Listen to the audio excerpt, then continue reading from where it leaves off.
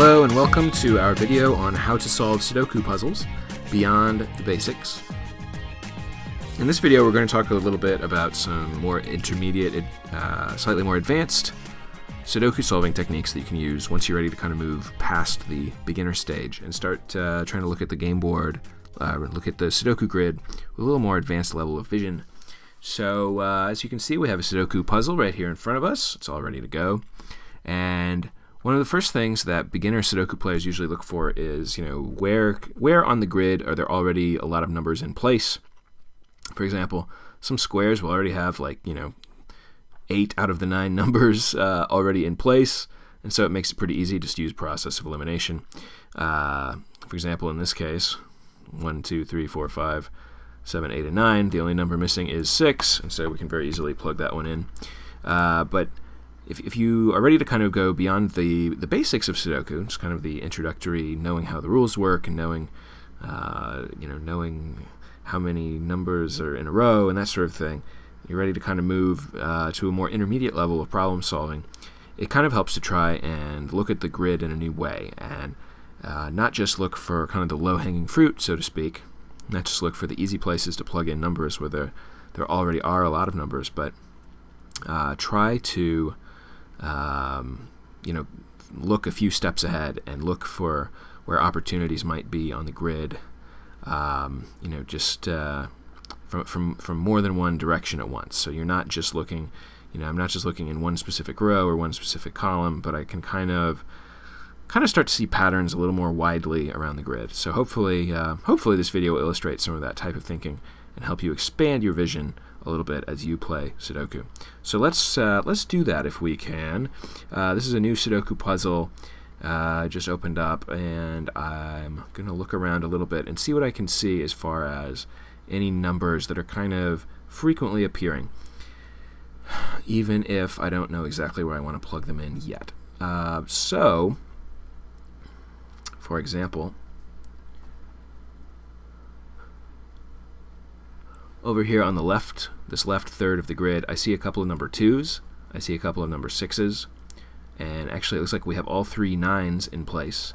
This entire third of the grid is, we've already got all the 9s figured out, and it looks like there's some opportunity here to place number 2. So let's see where that leads to, just right off the bat. There's number 2 in each of these vertical columns, so if you extend that down into the lower left square right here, we know that there can't be a number 2 here or here or here, so the number 2 has to be somewhere in this column, one of these 3 spaces. And just by looking over to the right, we know, just by a quick process of elimination, there are already number 2s in the top and bottom, top and center rows, and so that means we can put the number 2 in the lower right corner of that square. So that's just kind of a quick way to kind of scan across the board and identify opportunities. And we also noticed that there were 2 number 6s in this third of the grid. And if you, in the same process, we know that the 6 cannot be here or here or here. So there's got to be 6 in one of these 2 spaces. And oh, we just spotted a number 6, which we had placed earlier. So the 6 cannot be there, so the 6 must be here. And all of a sudden we filled in a couple of spaces and gotten a lot closer to filling up this entire square in the lower left.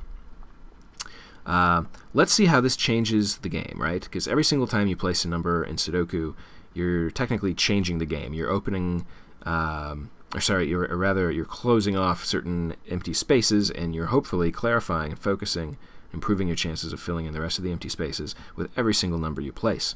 This is one of the reasons why Sudoku is such a fun game, because it kind of creates this little sense of momentum. It builds and intensifies, and you can you have this feeling of dominoes falling into place, puzzle pieces fitting into place, and so as every single move you make in Sudoku, every single time you place a number, you hopefully are getting closer to placing your next number.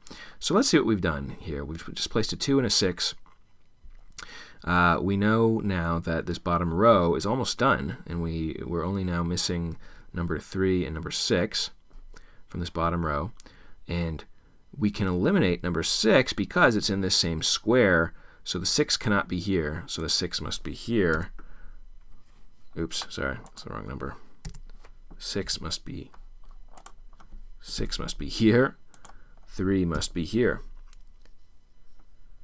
And then if we look toward the middle square, now that this bottom row is totally full of numbers, all the 9 numbers have been placed, we can look to this middle bottom square, and we're only missing a few numbers, number 3, 8, and 9.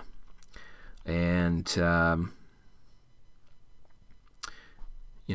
here's an example of how you can solve a space from multiple directions. We know we're missing number 3, number 8, and 9, and just by looking to the adjacent square here, and then here, and here, we know we can rule out number 9 from being in this space. We also know we can rule out number 3 from being in this space, and so that leaves number 8 as the only possibility for that space.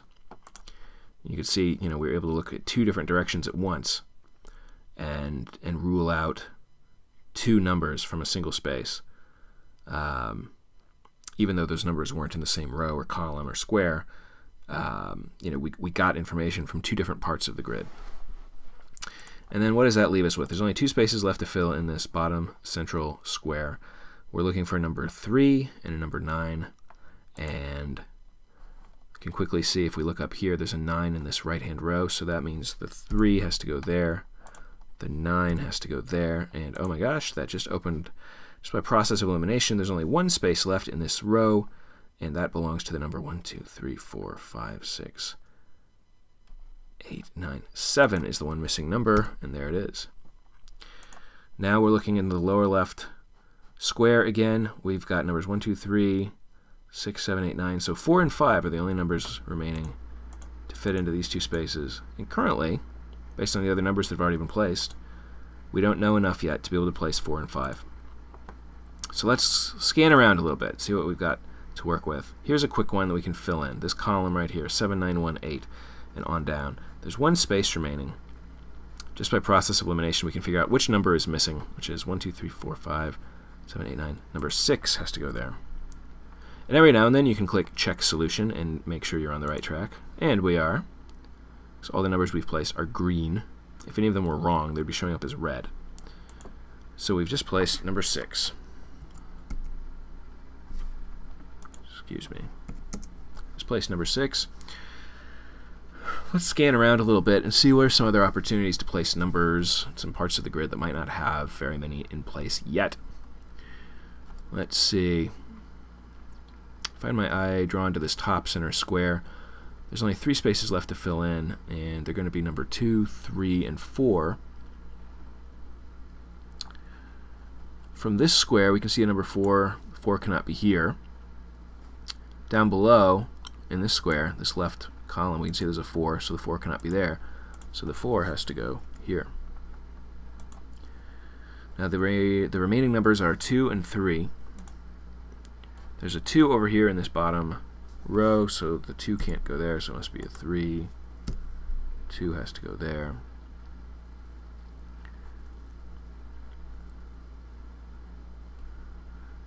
And now we have, if you look in this bottom row, we have a 1, 2, 3, 7, 8, 9. So that means the only numbers missing are 4, 5, and 6. And this is kind of an interesting shortcut. It's a little more of an intermediate technique. If you look over here in this right square, there's a 4 here. So we know that that 4 cannot go here or here. We can eliminate 2 spaces for the 4, and that means the 4 has to go here. Sometimes you can rule out multiple spaces in a row or column based on what other numbers are in the same square with those empty spaces. Does that make sense? And the only other 2 numbers left to fill in are 5 and 6. And let's see if I can figure out which ones are which. At the moment, I don't have enough information to do that, so we're going to leave these 2 spaces blank. Let's look at this upper left square and see what we can figure out. We know we're missing a 1, 5, 7, 8 up here. So that means, well, here's the number 1 over here on the right in this square over here to the right. So this entire center row cannot be number 1, so 1 has to be up here. And then this top row has changed now with the addition of the 1, so now we know we're missing number 2 and number 8 from these two spaces. And I see an 8 here, so that space has to be the 2. I see a number 2 here, so that space has to be an 8.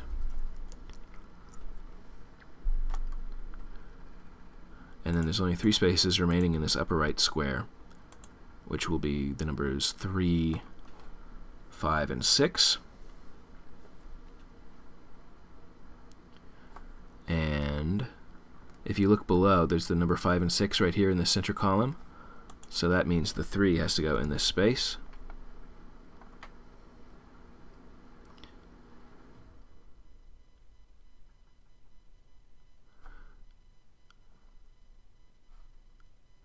And now we're still looking for a 5 and 6 for these two spaces, but we're not ready yet to do a final decision on that. So let's keep scanning around a little bit.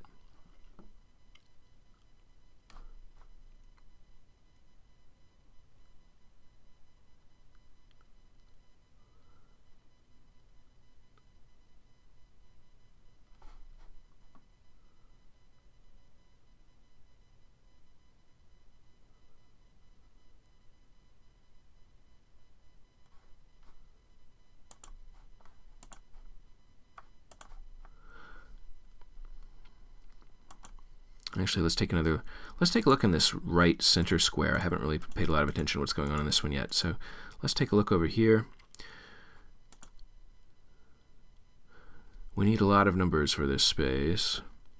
All we have so far is a 2, a 7, and an 8.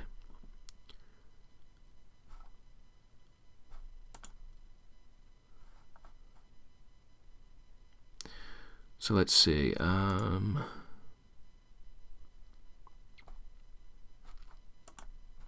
What's going on in this row? We have these 2 empty spaces right here. We're only missing a 5 and a 6.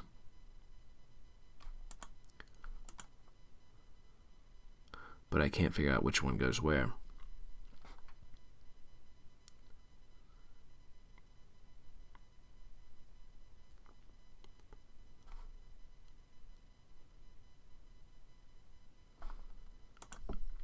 So this square over here that has the 2, the 7, and the 8, looking for 1s.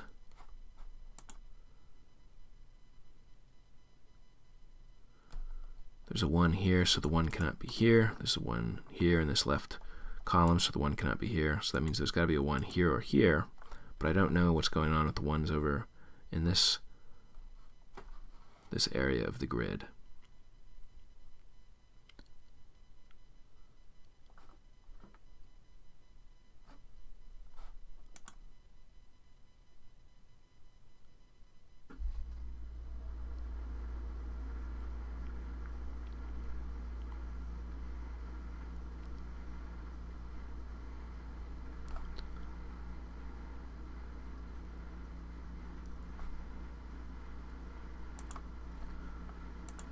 Let's look at this column over here. We need this column right here. We need a 1 and a 2. Here's a 2, so that means there's our 1. There's our 2. I'm going to jump around a little bit. So that means we're still missing a 3 and a 7 for these two spaces here.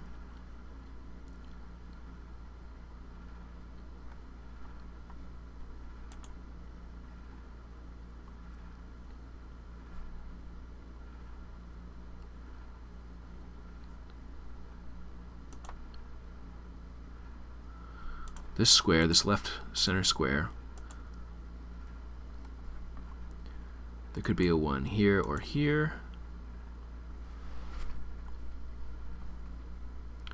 In the center row, we're missing 3, 4, 5, 7, 9.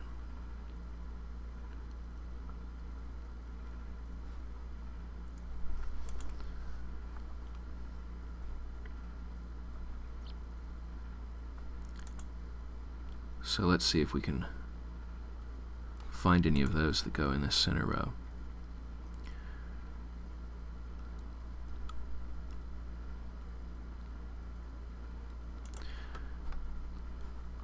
Okay, this space right here cannot contain 3, 7, 5, or 9. So that means it must contain number 4.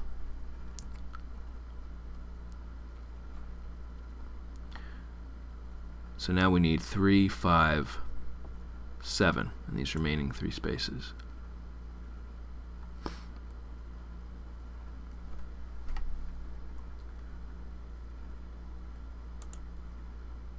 And that means we can rule out, just by process of elimination, we know that number 1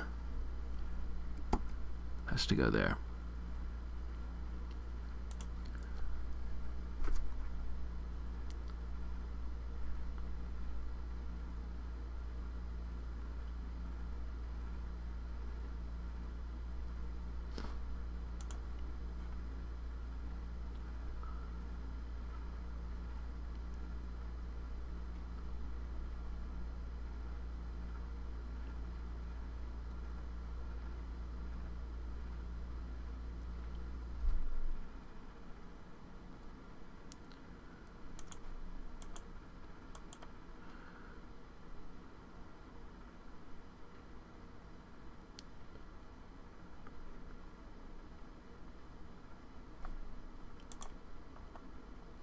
We're going to take another look at this top row and this bottom set of squares. 1, 2, 3, 6, 7, 8, 9. So we're only missing number 4 and number 5.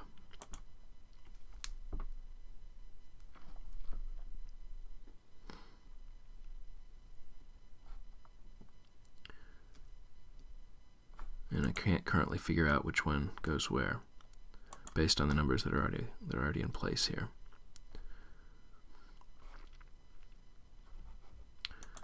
This row right here, we need a 1, a 3, and an 8. And based on what's already in this square, I see a 1 and an 8, so that means the 3 has to go here. The 8 has to go there, the 1 has to go here. I feel like that 3 is important. What we were looking for a 3 over here, weren't we? A 3 in this center row. We needed a 3 and a 5 and a 7. We know, having placed that 3, that that space has to be a 5.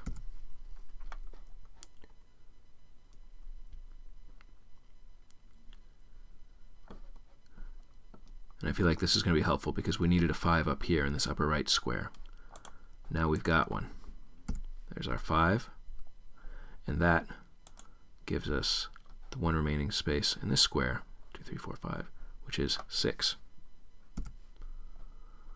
And that helps us hopefully finish off this square right here, 1, 2, 3, 4, 5. We need a 6 and a 9. There's our 9. There's our 6. Hopefully we've broken it open. Let's see what's left. We've got to fill in these 2 spaces right here in the center square. We have a 1, 2, missing a 3, missing a 7. And I don't currently know which one of those is going to be 3 or 7.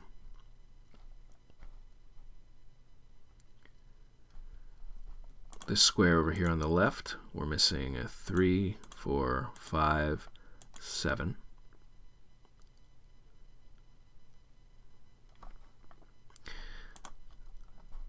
There's a 3 here, a 4 here, and a 7 here. That means none of those 3 numbers can exist in this space, so the one remaining number has to be correct, 5. So this square, we're still missing 3, 4, and 7.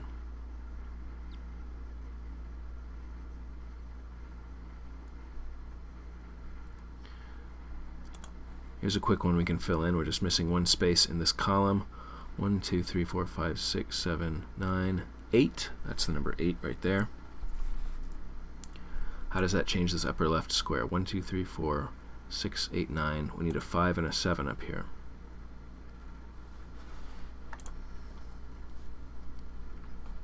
We don't have it yet. Let's look to this lower left square. 1, 2, 3. We're missing 4 and 5. We can't fill those in either. Not yet. this middle row. 1, 2, 3, and 7.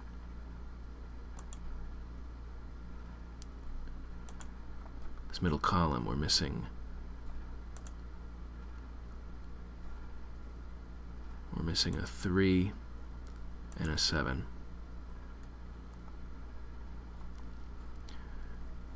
This column, 1, 9, 8, 6, 2, we're missing a 3, 4, 5,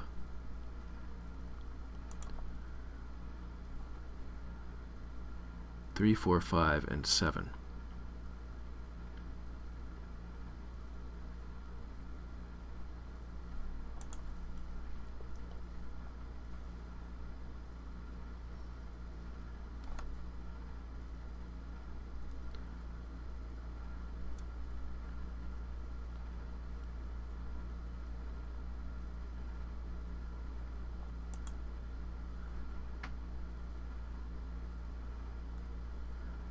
Again, I can't quite figure it out. I'm sorry. I can't quite figure out which number goes in which space. 1, 2, 3, 4, 5, 7.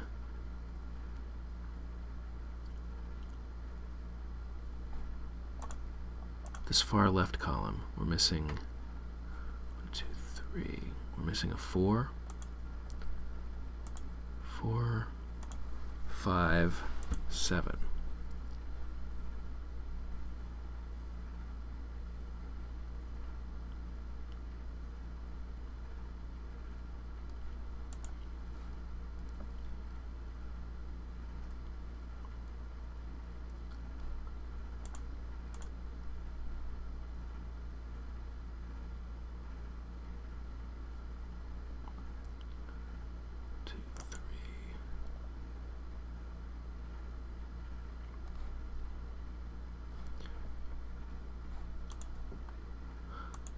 One, 2, 3, 4, and 5.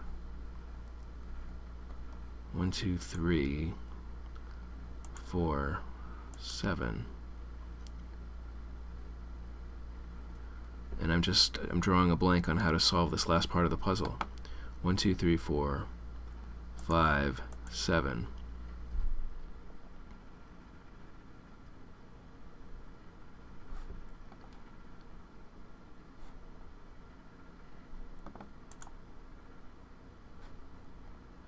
What am I missing? There's this top row right here. 1, 2, missing 3, 4, and 7. Here we're missing 3 and 7.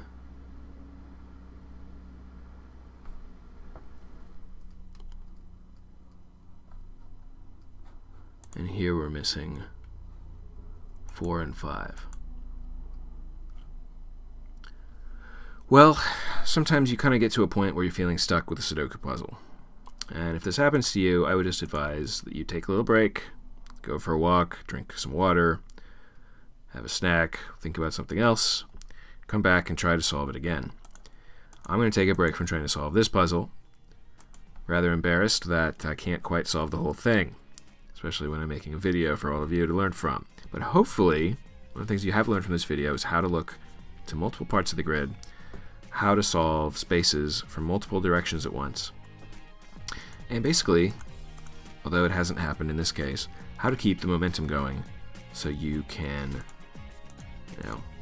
get closer to solving the puzzle with every single space you fill. It didn't happen for me this time, but hopefully it will happen for you. Thanks for listening, thanks for watching, and keep playing Sudoku. Thank you.